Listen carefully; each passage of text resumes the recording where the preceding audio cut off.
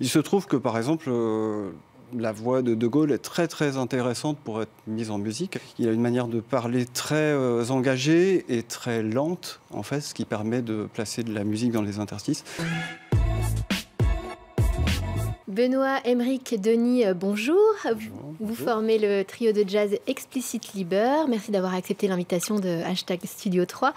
Alors, vous avez fait une création l'année dernière qui s'appelle Jazz et Contestation. Et avec cette création-là, vous nous invitez à un voyage direction mai 68. Je m'adresse à vous, Benoît, puisque vous avez composé cette suite d'1h15. D'où vous est venue cette idée ? Cette idée vient du fait que j'évolue dans un environnement un peu contestataire depuis un moment, de par mes origines familiales. Et je joue du jazz depuis longtemps avec mes compères et camarades, Aymeric Descharrières et Denis Desbrières. Et j'ai souhaité mélanger les deux styles. Chose qui se fait, tout compte fait, assez rarement, sauf dans des contextes plutôt de documentaires, télévisuels, ou d'exposition par exemple. Voilà. Et effectivement, sur les morceaux, en fait, il y a des bandes sonores sur des gros magnétophones à bandes. Exactement. Et on entend toutes sortes de choses. Vous pouvez nous donner des exemples ? Alors en fait, ce sont des archives de mai 68, des archives sonores que j'ai glanées dans divers brocantes. L'administration a décidé de déclarer hors la loi ceux qui sont dans la Sorbonne, donc ils occupent la Sorbonne. Politiquement, il faut exactement savoir ce que maintenant nous allons faire sur la situation nouvelle.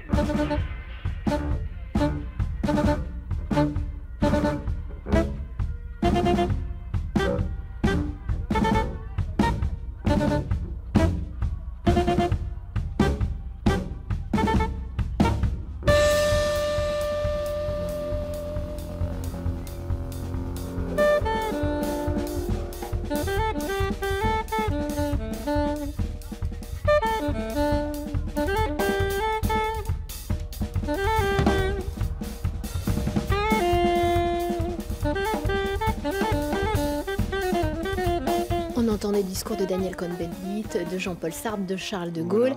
Et alors, comment vous avez fait, messieurs, pour ensuite mettre de la musique sur ces archives ? Comment ça s'articule tout ça ? Je me suis beaucoup inspiré des tonalités des orateurs. Il se trouve que, par exemple, la voix de Gaulle est très très intéressante pour être mise en musique. Il a une manière de parler très engagée et très lente, en fait, ce qui permet de placer de la musique dans les interstices. Et Dany Le Rouge, par exemple, a une manière très saccadée et très rapide de parler. Et ce qui est intéressant, c'est d'envisager une musique de manière paradoxale, c'est-à-dire que tout le monde, chaque musicien, chaque compositeur aurait composé une musique agressive, par exemple, sur un texte assez agressif. Nous, c'est un petit peu l'inverse. Je me suis amusé, par exemple, à composer une ballade, par exemple, sur un texte assez engagé, où il n'y a pas que des orateurs, il y a aussi des sons de manifestation sur les barricades. D'où la recherche aussi d'instruments de musique un peu particuliers. J'allais y venir. Vous jouez, en plus de la contrebasse, de la viole de gambe. Aymeric, vous avez un drôle de saxophone. Un saxophone électronique. Oui, un oui, je crois. Voilà, c'est ça. Je ne connaissais pas du tout. Qu'est-ce que ça apporte, ces instruments-là, vous pensez C'est un autre champ des possibles pour improviser et voilà, au service de la musique. Ça donne une sonorité, d'ailleurs, sur un des morceaux très rock, en fait. Oui, bien sûr. Sonorité qu'on ne pourrait peut-être pas avoir avec nos instruments conventionnels, c'est-à-dire la contrebasse, le saxophone soprano et la batterie.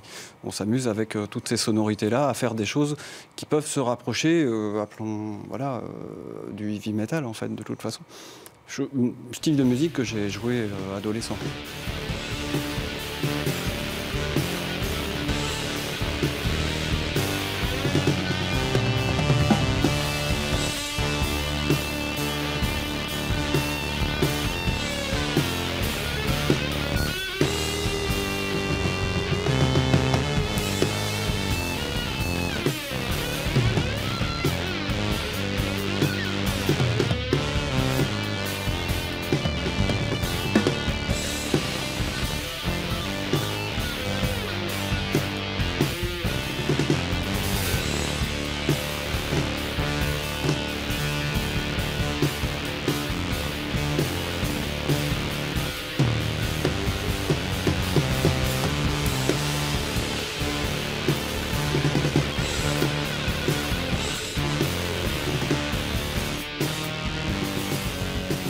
Denis, quand Benoît vous a parlé de son projet, de mêler ainsi musique et histoire, vous avez dit, bah, tiens, c'est intéressant, c'est quelque chose qu'on n'avait pas forcément encore beaucoup exploré. C'est ultra sociétal. Pour moi, effectivement, le thème d'Explicite, c'est mai 68, mais je joue complètement la société de maintenant. Enfin, j'imagine qu'il faut défendre les choses, les revendications je parle des Gilets jaunes, ou voilà, vraiment, pour moi, c'est complètement actuel. Alors, vous avez beaucoup tourné ce spectacle.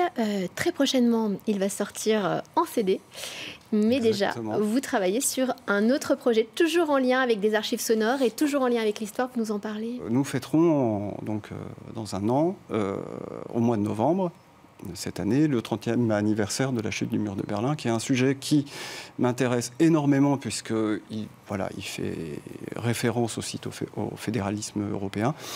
Et puis, il y a des archives qui sont très, très intéressantes à être mises en musique. Et ça devrait sortir à partir de novembre 2019. Bien, hâte de découvrir cette nouvelle création autour de la chute du mur de Berlin. Et merci encore d'avoir accepté notre invitation, messieurs. Merci. Merci à vous. Merci.